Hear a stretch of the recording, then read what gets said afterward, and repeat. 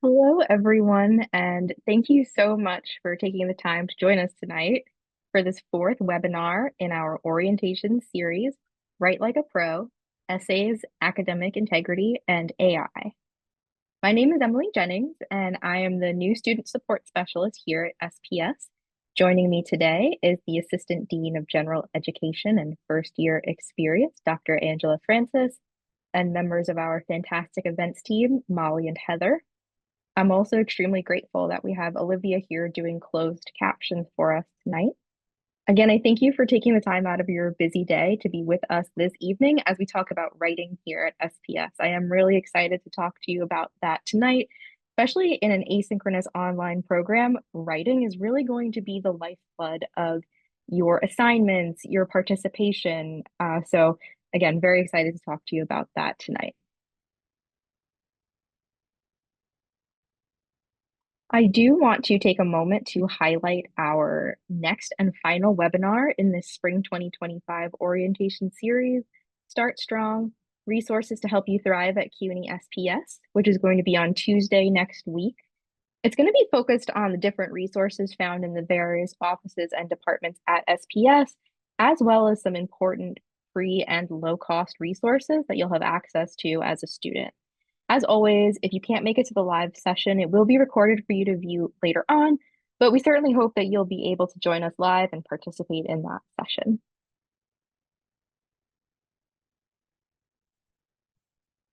Just a few housekeeping notes as well. So we have, as you'll probably notice, both a Q&A feature as well as a chat feature this evening. If you have any questions for me about writing or for Dr. Francis about writing, please put that in the Q&A so that we can answer that for you there.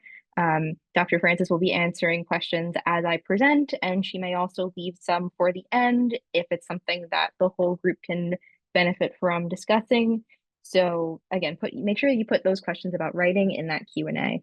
You can use the chat if you have any technical issues, and a technical issue would be something like, let's hope this doesn't happen, but say my audio cuts out and nobody can hear me, that would go then in the chat for our attention there. So any questions about the content, about writing, Q&A, anything technical in the chat. And as you can also see too, that bar is showing you how to use the closed captions as well. So you would just tap on that CC symbol if you would like to access the closed captions that Olivia is here doing for us tonight. So here is our agenda for the evening. We're going to be talking about the writing process, designing a more persuasive essay, crafting effective paragraphs, tackling longer writing assignments, academic integrity, and AI, in that order, so you know where we're heading tonight. We're going to first start off by talking about the well-rounded writing process, and we'll do this by discussing a writing process that has 5 steps or stages to it.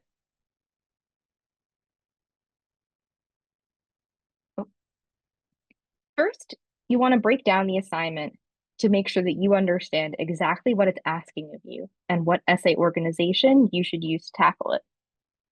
When you receive an assignment prompt, you want to make sure that you really understand what is being asked of you. Things like, is there a word or page count, a minimum number of sources required, any key words like compare and contrast? These are all things that will signal to you how you should start going about thinking about how you're going to craft your essay. Then you'll develop a preliminary thesis. You're just starting out, you haven't done any research yet, but you probably, when you read the topic, you probably have some kind of a feeling as to what direction you want to go in. What is that feeling? Listen to it. Remember that a thesis is a topic plus a position. For example, if the topic is pets, my position could be that cats are better pets than dogs, and that position could be my very preliminary thesis. Next, you'll research the topic, going beyond what's been provided for you in the class. Here, you'll be looking for research that both supports and challenges your position. Because what if dogs make better pets than cats? You want to consider and anticipate counterpoints in your argument. Or if the research you're finding overwhelmingly indicates that your position can't actually be argued, your initial feeling was maybe wrong, you might want to switch up your position, which then leads us right into our next step, number 4, which is to refine your thesis and organization. In doing your research, as I was just saying, you may have discovered that your preliminary thesis was wrong, and this would be the time to adjust it. Now is also the time to craft an outline to organize your essay, which I can't recommend enough. Having any kind of outline serves as a roadmap for where you're going as a writer. And it certainly doesn't have to be super official either, with the same academic language that you would use to write your paper. It can be as formal or as informal as you would like, whatever's going to be the most helpful tool for you in crafting your argument. I would honestly say that I came to start using outlines pretty later on in my graduate school career, really in only some of my last couple of classes, because I always thought it would just be too much work to do an outline. But well, as I said, the outline can be as formal or as informal as you want. It doesn't have to have a ton of academic, like official language in it. It can just be kind of your thoughts that you're typing down, something that's going to be useful for you. And then finally, with step number 5, you'll finish with the drafting process, the actual writing of your paper. And that does often seem like the most daunting task, sometimes actually just sitting down at the computer and doing the writing. But the secret is, if you follow these 5 steps, you've already done all the legwork for your writing. And the writing part of it should actually be very straightforward. The groundwork that you've done before this particular stage, it ensures that you're not rushing through your paper or realizing too late that something doesn't make sense.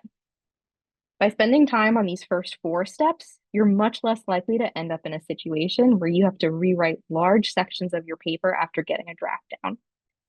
This is why we definitely recommend starting early, reviewing the assignment prompt at the beginning of the week, and not waiting until the last minute. And that way, if you have any questions at all about that assignment, you'll want to clear them up early on with your instructor so that you don't hit a roadblock later on and you end up running out of time, and something that could have been easily addressed when the prompt was, or when, excuse me, when the assignment was given. You don't want to end up in a position where it wasn't able to be answered because the timing was too long. Timing was too short.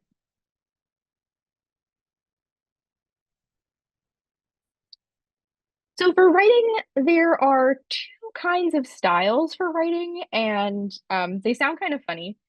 And you want to think about, are you a plotter or are you a pantser? Plotters like to have a roadmap before they start. Pantsers like to discover the path as they walk on it. You can use tools to fit your particular style, but you still want to make sure you hit all of the steps of writing a successful paper. I also want to suggest that you can, and perhaps maybe should, use a mix of both of these styles. Try them out, mix them up. If you're a plotter getting bogged down in the details of your roadmap, maybe try writing off the cuff spontaneously for a little while, and then maybe going back to it later on after you have some food, or coming back to it tomorrow and editing what you wrote to sound more academic versus just like casually getting some words out so that you just are jogging your thought process and getting the words down. And if you're usually a pantser, you like to just kind of fly by the seat of your pants and see what happens, maybe give writing an outline a try, because you can kind of pants your way through plotting in that way. As I was saying before, your outline doesn't have to be super official whatsoever, unless it's something that's being submitted for a grade, if the professor is requiring an outline. But if it's something you're just doing for you, it can be as pantsy as you want that plotting to be. And it might save you some work in the long run to go into something with a detailed plan.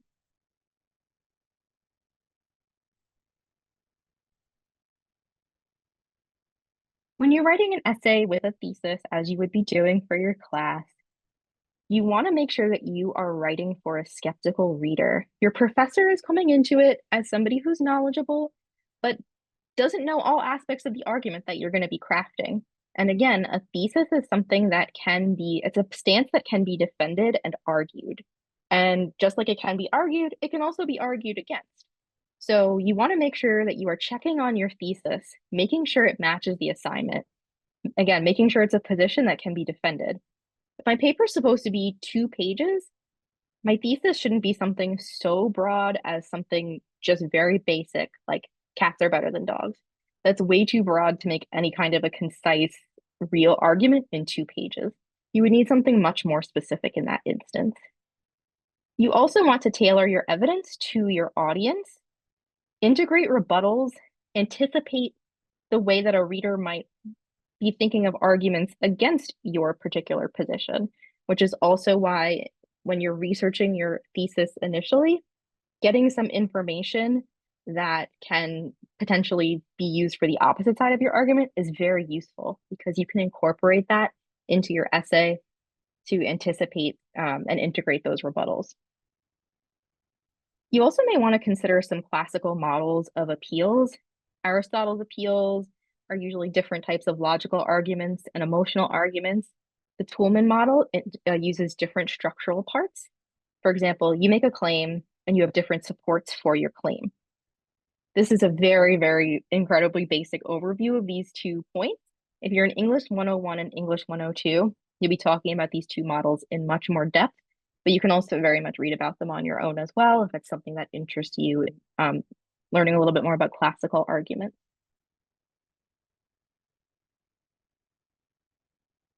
Okay, so in terms of crafting effective paragraphs, one question you might have is what is a paragraph and how should I be organizing them? How do I craft them? So a paragraph is it's a group of sentences that conveys a single idea. It contains a topic sentence, provides evidence and support, and contains a concluding sentence. I want to zoom in here on the idea of a topic sentence because that's kind of the mini thesis of your paragraph. You're indicating to the reader what you're going to be discussing in this particular paragraph, which you then follow up with evidence in support of it. And a concluding sentence as the last sentence of your paragraph ties everything together. This is why you might hear either me on your orientation Brightspace discussion boards or your professor in your classes this upcoming semester say that a paragraph needs at least 3 sentences, and this is why that's typically said.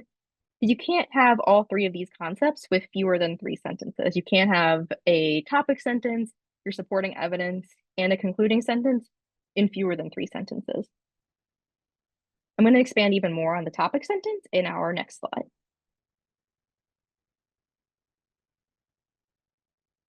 So if you drive or you're familiar with the mechanics of driving, I think of the topic sentence like using a turn signal. If I'm the reader, your topic sentence is indicating to me where you're going with this paragraph. So I know what to anticipate from you here while I'm reading. Just like if I'm driving behind your car, your turn signal indicates to me what your next move is going to be. Your topic sentence also helps out you as the writer because it tells you exactly what should be in this paragraph coming up that you're about to write. Remember, you can think of a topic sentence like that mini thesis for that particular paragraph, and you're going to want to provide evidence to support it.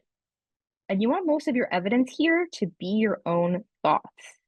And to back it up, you'll want to add in supporting quotations and ideas from your research. But a key point here is that you never want your quotations to overtake your own voice. Your voice and your arguments is what's going to make up the bulk of that paper and what your reader and your instructor is going to want to see from you. So again, that topic sentence is the main point of the paragraph. It connects back to your thesis. Everything in the paragraph connects back to it. It should be in your own words. And when you're reading after you've written all of your paper and you're going back and editing, which is super important to do, I know when you finish, sometimes the last thing you want to do is go back and reread what you wrote and do more work into it. But skim to check those topic sentences because it's very easy for them to end up repetitive, starting with the same phrase, like even if you just start everything with the word the or as so and so said, you don't want to be saying that in every single topic sentence. You want to make sure that you vary them and keep the narrative flowing.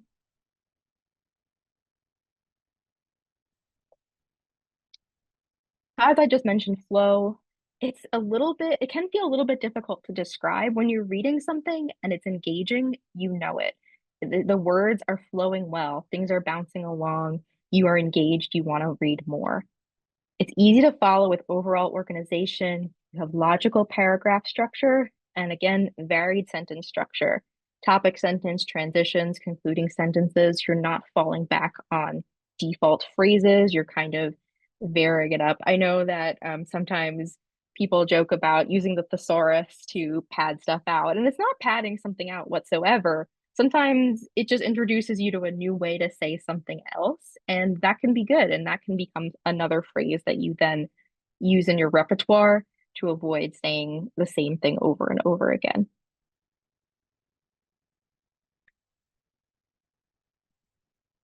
So I think that this chart is really helpful here in terms of helping you figure out what does flow look like on both the organizational, meaning your overall paper, the paragraph level, so those individual paragraphs, and even smaller than at the sentence level. Having flow in all of those areas creates flow for your overall narrative. So organizational flow, you want to order your ideas with logical connections. If you find yourself often saying things like I said earlier, double check your organization because that's an indication that you've split up ideas that should really be grouped together. So again, it flows better and you don't have to add in those phrases. You'll also want to provide context for how ideas relate. Transition words like however and additionally. Phrases like, while author A said that, author B has a different idea. You also want to order your evidence carefully. The most obvious point should go first, your strongest point last.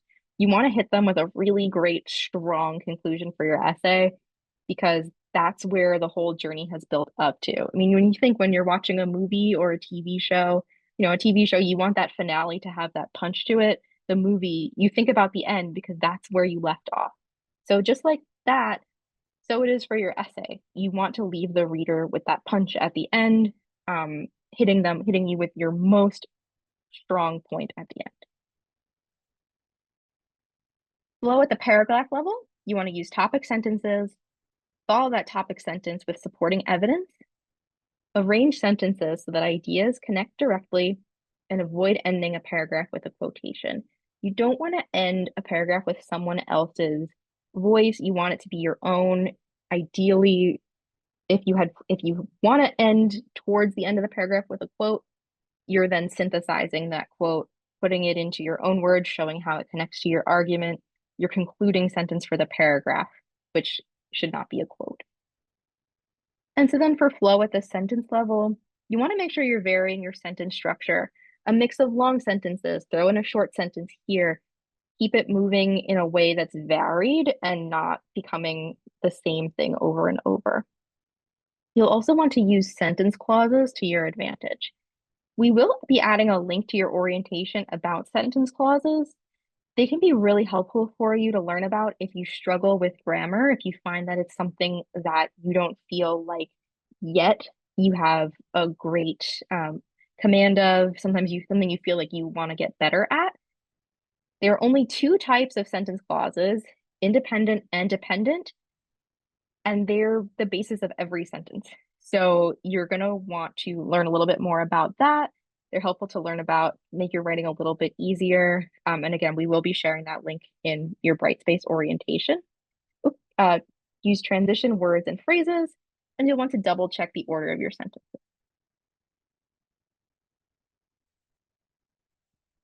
So if you're transferring in with a lot of credits, like many of you are, you may be in classes right away that are expecting longer assignments. So we want to give you some tools to tackle longer assignments as well as shorter assignments, because these longer assignments, your thesis might look a little bit different for them. If that 8 to 10 page range for a paper makes you feel a little anxious, you're definitely not alone there. And here are some tips for how you can tackle those longer assignments.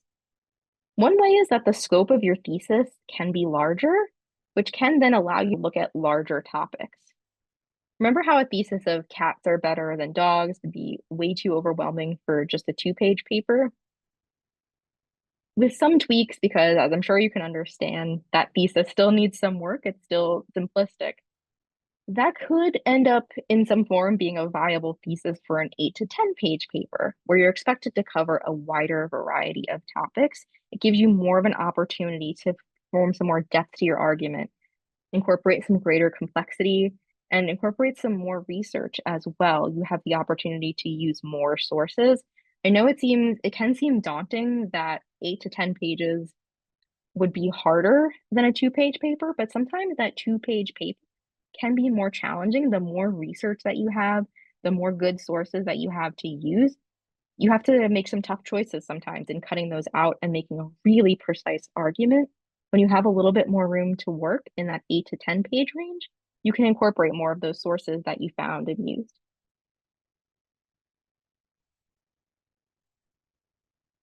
If you're not familiar with the idea of an organizational statement, don't worry. It was actually a very new concept to me as well, something that I learned about pretty recently.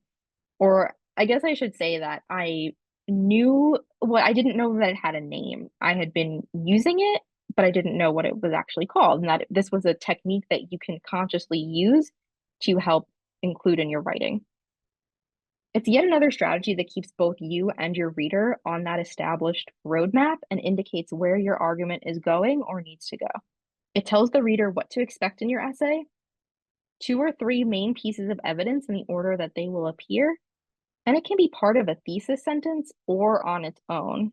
And we'll give you some examples of that in our next slide. So again, that organizational statement tells your reader what to expect in your essay. One example of an organizational statement would be in that lighter blue part. So while both dogs and cats provide health benefits to their owners, cats are often a better choice because they have a smaller carbon footprint, are less expensive, and adopt their owner's personality, which means that they will generally fit in well with the rest of the household. So there you've kind of organized your overlook for your essay for us as the reader. You're providing us with some key areas that you will be discussing, and you're just setting us up really nicely to know exactly where you're going with that essay. Making an organizational statement like that also helps you with this paper within a paper method, which is an option for you if you, especially in a longer work, helping to kind of break up those chunks, those large paper assignments and feeling much smaller. So you have the option to make a shorter paper out of each part of the organizational statement. You can write an outline for overall structure and the shorter papers. So in our last organizational statement, we're talking about how cats have a smaller carbon footprint than dogs, are less expensive, and adopt their owner's personality, which means that they will generally fit in well with the rest of the household. So the first one, cats having a smaller carbon footprint. I can make an outline for what I'm going to be talking about in that paper, in that topic, and it kind of becomes its own mini paper. So you would talk about in your outline, you would come up with some sources for that smaller carbon footprint. You can talk about, you can make a kind of a topic sentence for that mini paper and then include all of your evidence that you're going to be providing, and then a concluding sentence that would then tie it all together. So if it helps you to think about your paper as a mini paper within a paper, you can certainly use that as well to try to break things up into more manageable chunks. And we'll see an example of that on the next slide. So for a larger paper, your introduction might be 1 page long. It might be a 7 sentence paragraph, which can end up looking much longer than a 3 sentence introduction paragraph. So that introduction could be 1 page. Cats having a smaller carbon footprint, that can be about 2.5 pages. Cats are less expensive, another 2.5 pages. Cats adopting their owner's personality, another 2.5 pages. And then 1.5 pages of conclusion, which again might seem like a lot when you're used to writing a conclusion paragraph. But when you're concluding so much information in a larger paper, that conclusion can absolutely look much longer than the typical paragraph.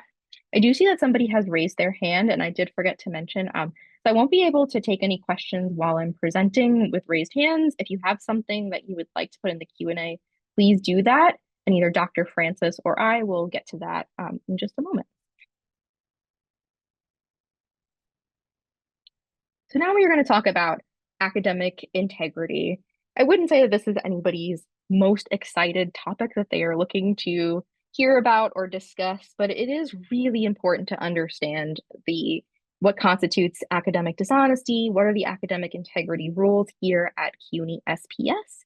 And we would like for this to be a tool for you that you can reference. Again, you are going to get access to this presentation and these slides after our presentation is done. It's usually within 24 to 48 hours because our events team is fantastic. But you'll be able to reference these just as a quick guide to see, to consult with those academic integrity rules. It can be a tool for you moving forward. So academic dishonesty is prohibited by CUNY. Penalties include academic and or disciplinary sanctions. Faculty assign essays, exams, and projects to assess learning beyond the classroom. Students who violate the academic integrity policy are committing acts of theft against classmates and faculty. Academic dishonesty confers an unfair advantage, and students who cheat place their future in jeopardy with the penalties for academic dishonesty.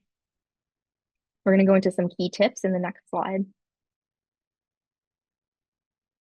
So what we recommend, read the college's academic integrity policy and follow those rules. Make sure that you are aware of them, familiar with them. There are also academic integrity, and there's information about that in our Brightspace orientation module as well. Don't copy work from websites like Course Hero or Chegg. Don't ask others to research and or write your assignments for you. Don't use a source's words without quoting or paraphrasing. You want to make sure that everything is cited properly and that there's no mistaking what is your own idea and something that you are sourcing. Don't use internet tools to do your work for you. Make an appointment with the Writing Center to practice paraphrasing. We do have a Writing Center and tutoring available for SPS students. We will talk about that. Well, it's on your Brightspace module, and then also in our webinar next week, we'll talk more also about the different tools that are available to you as an SPS student. But you're definitely not alone in terms of writing your essay. Any questions, please make use of those resources if you have any questions at all. It's always better to ask questions beforehand than it is to accidentally make a mistake, because academic dishonesty is something that CUNY takes very, very seriously, and we don't want to see anybody end up with any issues. Number 6, again, always make sure that you are citing your sources. A bibliography is a very important part of your paper. You want to make sure at the end that you've cited all your sources.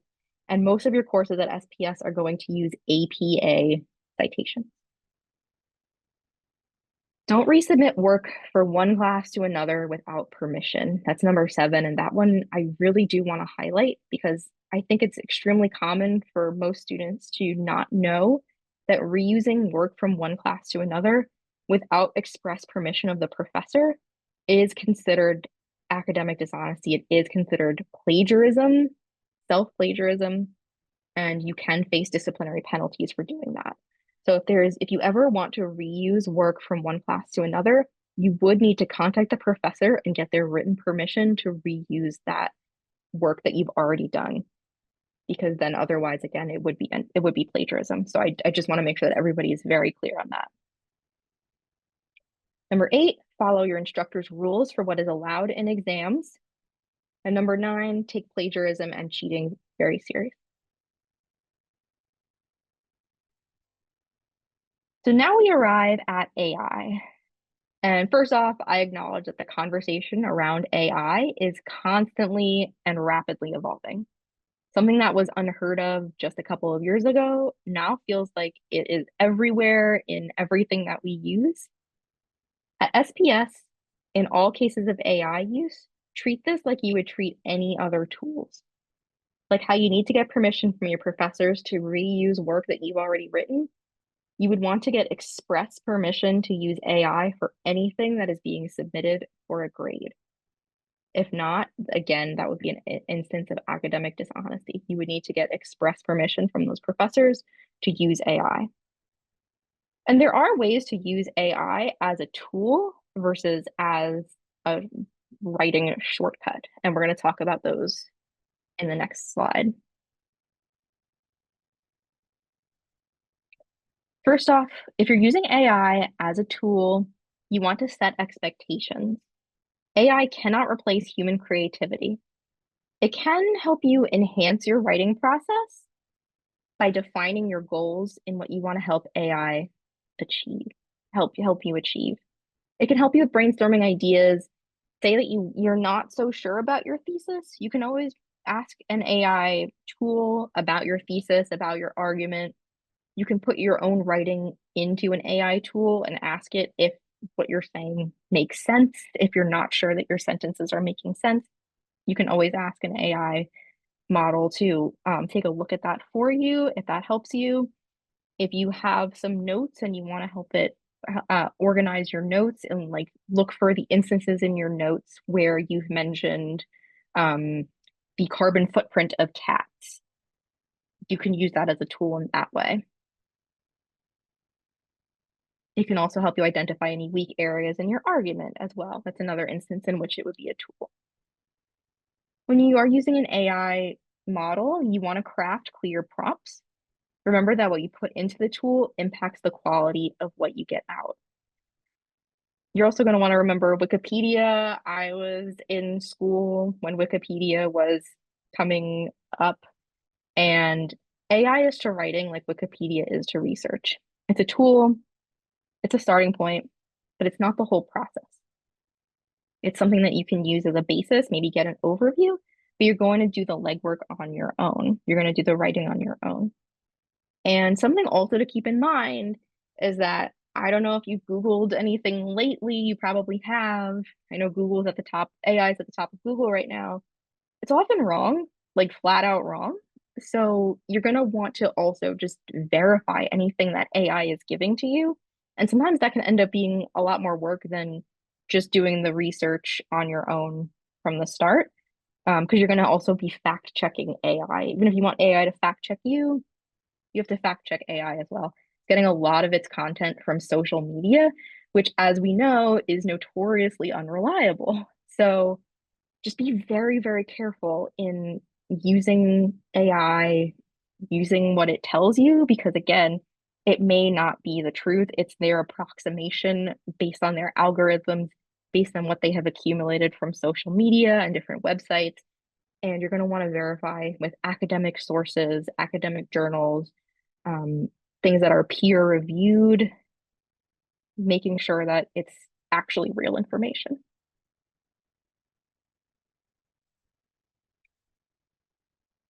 Just some additional tips on AI. You want to avoid running afoul of academic integrity rules, as we were saying earlier. And having another person do a task would be an issue. Using AI to do it is also an issue. You also want to learn the skills anyway. Free AI tools, as I was saying, can sometimes be quite unreliable. It's better to ask for critiques than it is to ask it to complete the task itself. Because again, you can't verify for 100% sure usually that what it is telling you is correct. It's better at finding things that are a clear fact. Like again, finding all instances in your notes of where you mentioned the cat's carbon footprint versus asking it to generate information and writing for you. You want to fact check everything. This might require additional research and validation. And there are different AI tools, different platforms. Something is going to be different. I know ChatGPT is the buzzy one. It's one that people use a lot. It may not be the best one that even suits your needs. Like there are some that you can put a YouTube video in and like get a YouTube transcript if you're trying to find a specific reference to something that you saw in a YouTube video, and which again, YouTube's not always reliable either. But if you're looking for a specific reference and like you're fast forwarding, you can't find it because that fast forward button never gets you where you need to go.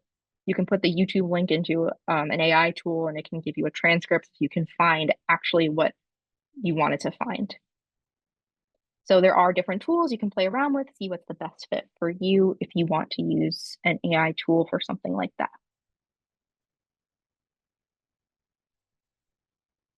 So I do want to check out the Q&A. I think we have quite a few questions in the Q&A, or like mostly okay. Okay, so we have one question of where and how do we pay $5 to get a credit for the orientation? I'm a bit confused on how that works. Dr. Francis, is that in reference to the sailor It is course? indeed. So, just very briefly, because I don't want to take time away from talking about writing. Essentially, once you finish orientation, you'll have done 1/3 of the sailor course on college readiness. So you will be able to find a link in the last module of orientation that will be opening shortly. And after you review all of that material, take the exam, they'll send you a transcript, you send that to us, and we can give you a credit for that $5. Thank you very much. Um, Another question asking if Grammarly is okay. I have definitely heard of Grammarly. I've never used it. Dr. Francis, what is your opinion on that? Sure. So it really depends on how you are using it, because some aspects of Grammarly are very much like using spell check, grammar check, things like that. That's fine. But Grammarly now also has the capability to write things for you. And so once you are moving in that direction, you're going to want to listen to everything that Emily said about using AI in general. Overall, I would say if you are in doubt about if the way you are using the tool could get you in trouble with the academic integrity policy, just ask your professor to be safe, because if your professor gives you permission to use Grammarly in that way in your course, then you know you are in the all clear. Thank you very much. Um, I also want to just point out, just from my own personal experience, that, I mean, and again, there are probably instances for sure where something gets past us that's written by AI, but so many instances we can completely tell. And it just has a vibe that is not very human. It doesn't feel like it was written by a person. And it's just so much better to not, don't be tempted, don't do it. The penalties for being caught for using AI for writing are can be quite severe. Um, the most severe it could be is expulsion, from not just the school but from CUNY, and it's just not worth it. If you're short on time, you well, ideally you want to make sure that you're organizing your time so that you're not short on time. But if there is an instance where you're short on time, putting forth what you have and getting some credit and not full credit is so much better than getting a zero and a disciplinary hearing by using AI. And your crafting your narrative, using your voice is going to be your way of participating in your classes here at SPS. It's the lifeblood of your courses, your discussion boards, your writing assignments. It's going to be your representation of you as a student. And so, whereas in some courses in a traditional classroom, your participation is based off of raising your hand, coming to class, at SPS, it's really going to be through your writing. And you're going to want to put that effort in. What you put forth is also then what you get back, and cultivating that community with your classmates, with your professors. It's going to be a much more rewarding experience for you overall by doing the writing. And if you're taking something like the course PLA 300, which is our portfolio class, credit for prior learning, which we have referenced many times, um, and that the whole part of that is synthesizing your own work experience, and an AI tool cannot do that for you. Only you have lived that work experience, and only you can put forth those ideas. And really, in any paper that you're writing, it's going to be what you are arguing versus it. Because if we wanted to see what an AI could argue, we'd put it into Chat GPT and it would spit out something that's potentially completely false. We want to see what you are coming up with. What have you learned in this course? What are you arguing? Um, what are some reliable AI platforms we can use besides Chat GPT? So I don't know, Dr. Francis, if this is considered an AI platform, but Zotero, I believe I'm saying that right, is a really cool platform. It's something that you can start, it's kind of like a bank for all of your sources that you come across, either readings that you've done in your classes, sources that you found on your own, and you can log it all in on this website. And then when it comes time to writing, Dr. Francis has put the link in the chat for me. Thank you so much. It's something that can then be used as a wonderful tool. You can ask it to pull up all the instances of sources, like say I'm writing my paper about cats. What are all the sources that I found about cats? And it'll pull up all of those sources for you, compile them, and then you can review them, see if those are going to be a good source for you to use in your writing. So that is something, I don't know if it's technically considered AI, but something that I think is a really incredible tool. I had never heard of it before very recently, and it seems amazing. So I would definitely recommend that one.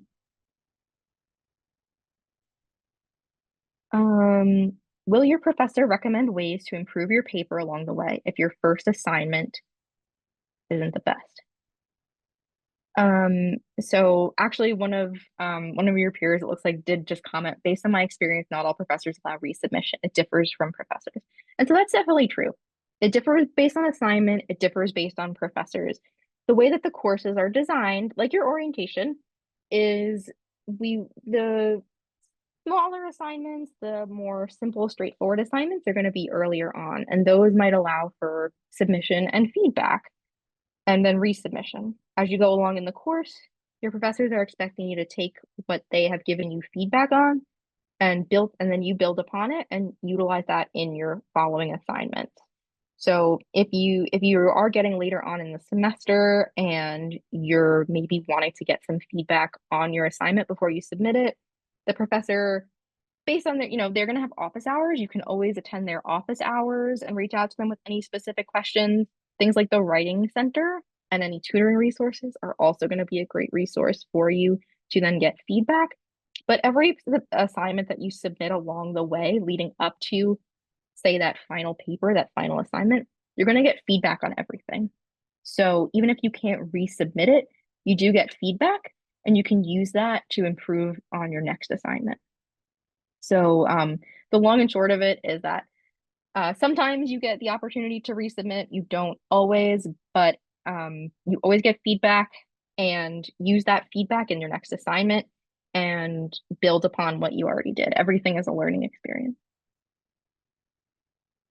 Can we use AI to break down an assignment we may not understand as opposed to giving the answer? Well, first off, you can always ask your professor those questions. There will be Q&A forums in Brightspace. Again, there's always office hours if you have any specific questions about an assignment. But if you want to run something by an AI tool to kind of see if you are, say, oh, um, this is the prompt, this is my understanding. Does this seem right? And then the AI tool can give you some feedback on that. It wouldn't give you then necessarily the answer. You're asking, you're putting forth your own thinking and you're getting some feedback on your thinking. So you can use an AI tool in that way, I think.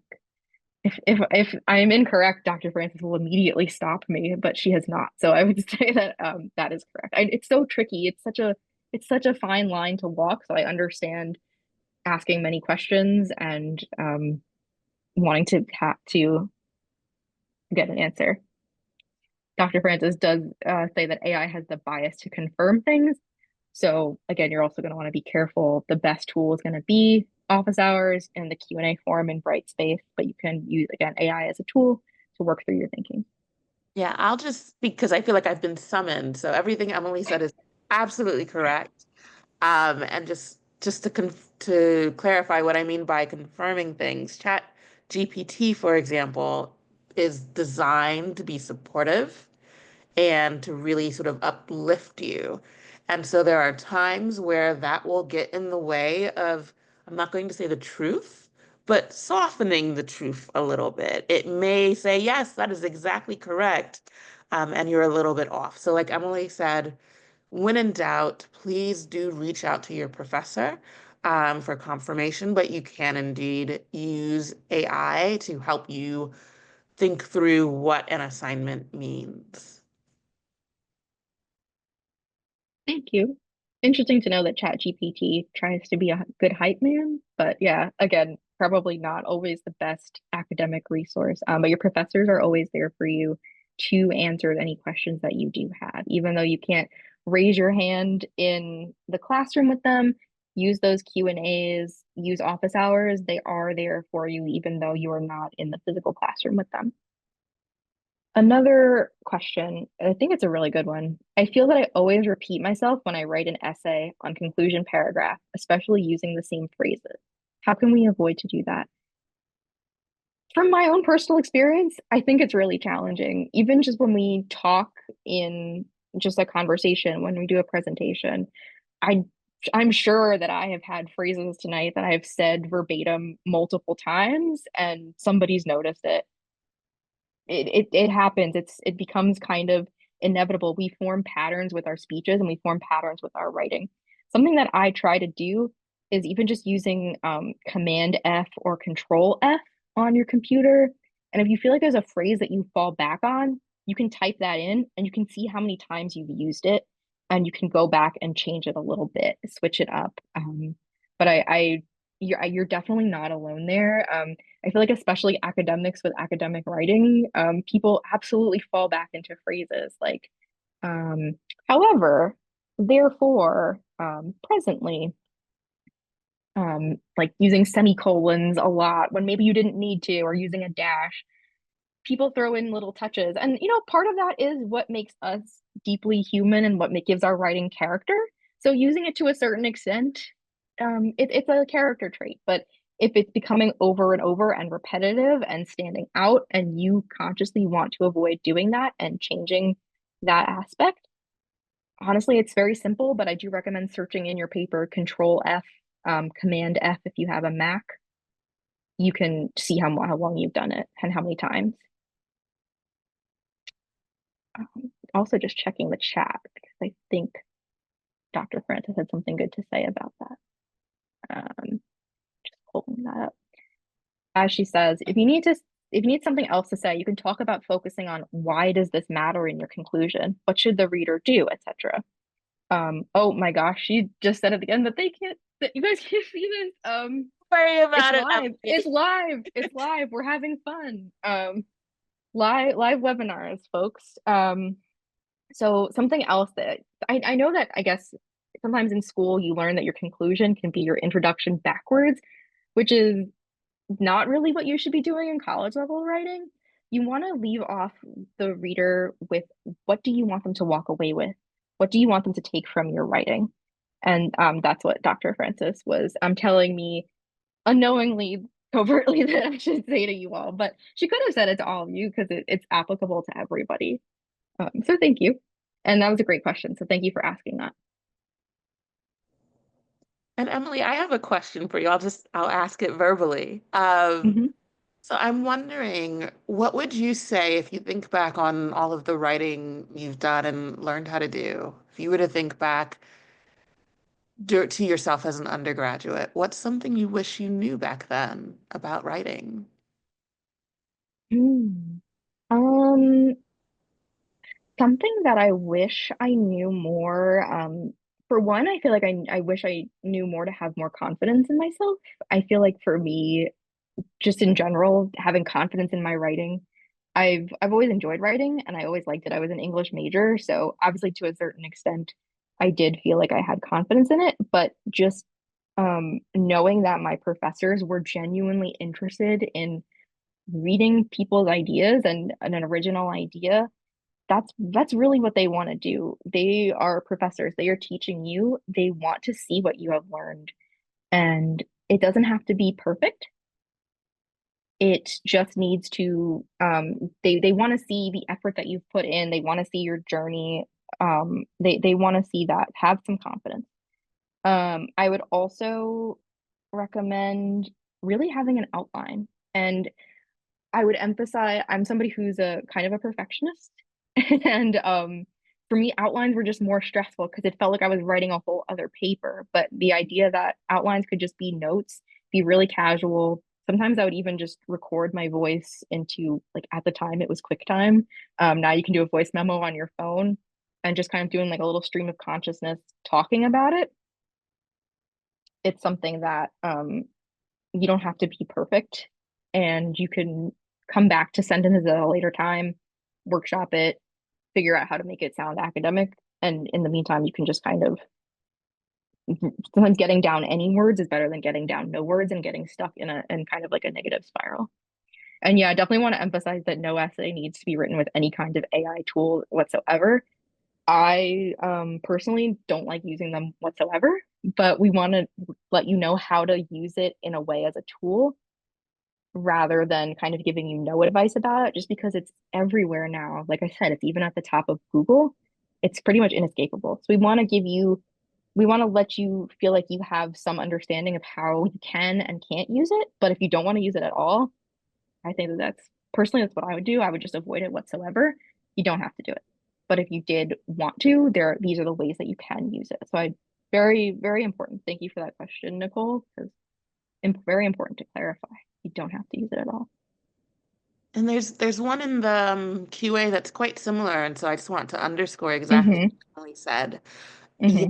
it is 100% possible to write a successful paper without using AI. And in fact, in some ways, I would argue it's preferable. Because for me personally, being able to have a process down that does not require integrating AI is how I then am able to do things with AI, just broadly speaking. So if I know this is how I do research, this is how I write an outline. I am a plotter and not a pantser. This is how I do my proofreading, my editing. Being able to do all of that actually makes it so that I'm a stronger writer, which then helps me in things like discussion board posts or in work and life, emails. These skills all become really, really useful in places where you don't expect them. So if I put my professor hat on for a second, and not my first year experience hat. I would want every student who goes through English 101 and English 102 to feel comfortable, confident, writing their work, writing their papers without using these tools. But like Emily said, we know that they are there and that sometimes they can be very tempting when time is short. And so we want to make sure you don't accidentally run afoul of the policy. Thank you very much for that very perfect summary. Yeah. Using it as a thesaurus to get an idea for some more words, yeah, that's definitely an acceptable use as long as you're not pulling like full sentences if you're looking for other words, or you can honestly just use the thesaurus website too, because Chat GPT has kind of become ubiquitous, but before that existed, there were you could just go, I mean, and you still can just go to the regular website and look that stuff up. Um, yeah. Um, some other questions. Some of the ways that professors can tell if an essay was written by AI. Uh, you're definitely, hopefully you're not asking that question in an uncharitable way. But it just sounds hollow and like it's hard to say. It sounds kind of like a cop out. But there's a gut feeling, there's a gut sense, and there's a lack of kind of substance to it that seems very easy to tell. And yeah, Dr. Francis, I don't know if you wanted to add anything additional to those. Sure. Yes, without getting too specific, there are certain sentence structures, for example, that AI tends to use, paragraph structures that AI tends to use. There's ways of engaging with ideas that we frequently see with AI. But also, it's important to note that if a professor is going to come to you or apply the academic integrity policy, they will have evidence of AI. So they will have the gut feeling, and then they will have proof because they will have had that gut feeling. And I also see, one Harmony mentioning, just because AI exists, some professors' expectations are becoming too high. So I'm only able to speak directly to general education. What I can tell you in general education is that we use rubrics in all of our writing courses, and we have not changed them to make them more difficult because of AI. So I can say that in those spaces specifically, the expectations for writing have not changed because the rubrics that are being used to grade your writing have not changed. I think that instead, what I would say is, as a writing professor, I have always been mindful not to expect perfection. And I see in the chat Someone is saying, what if you write really well, which may be comparable? So the sentence structures that I'm referring to in sort of a vague way actually aren't very good, frankly. So there are certain sentence structures. I have a friend who was using AI to try to write a story just to see if it could do it. And because I know about sentence clauses and how those create sentences, I could notice it using clauses in particular ways that just weren't appropriate or that were being repeated. So it's not that the AI is writing well. And in fact, in some cases, it's not writing as well now as it did a year ago. It's that it writes in a very particular way. And I see Rebecca, thank you for your comment in the chat, because that is indeed quite true. AI does indeed tend to be surface level.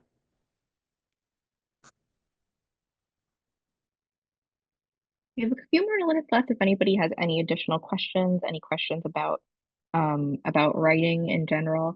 I feel in some way that I did not take my own advice, and I've left you thinking about AI, and that's how the presentation concluded. And what I really want you to think about is how to be a successful writer, have confidence in yourself. That's very much what I want you to take from this. And you, by coming to this webinar, you're already setting yourself up for success. You're already doing, you're being engaged, you're taking the steps. I know that you will be active participants in your classes. I know that if you have any questions, your professors will be there for you. And I hope that you feel confident to ask them, because it's not something that you should feel shy about or feel like you can't ask them. They absolutely want to help you out. They want to take your questions, they want to engage with you, they want to see you make that effort. That's what's going to make you stand out in your classes. Typing is absolutely writing. That's one of our questions in our QA. Yeah, typing is absolutely writing. I would say, especially now, it is probably how we do most of our writing. But yes, composing the sentences, even though they are typing, still writing. I see a question in the chat, so just very briefly, and thank you so much, Emily. Um, there's a question about if there are resource centers, and I'm assuming you mean tutoring, writing centers, things of that nature. I am going to put a link in the chat, but this link to tutoring is also available when you are in any course. There's a tutoring drop down on the blue menu on the top of your Brightspace courses, and you can access this page there as well. And that's it from me, Emily, turning it back to you. Yeah, so we are at time. I again really want to thank you all so much for taking a part out of your very busy lives to go to this webinar, to hear what we have to say about writing. I hope that you feel like this is setting you up for success in your upcoming semester. If you have any questions at all moving forward, we can be reached at orientation@sps.cuny.edu. You will get these slides, this recording of this presentation, the slides as a resource for you moving forward. If you ever have any questions, please do not hesitate to reach out to us. Best of luck with the rest of the orientation module, and we hope to see you for our last webinar next Tuesday. So thank you all so much, and thank you, Dr. Francis, and Molly, Heather, and Olivia as well. So have a great night, everybody, and we look forward to seeing you soon.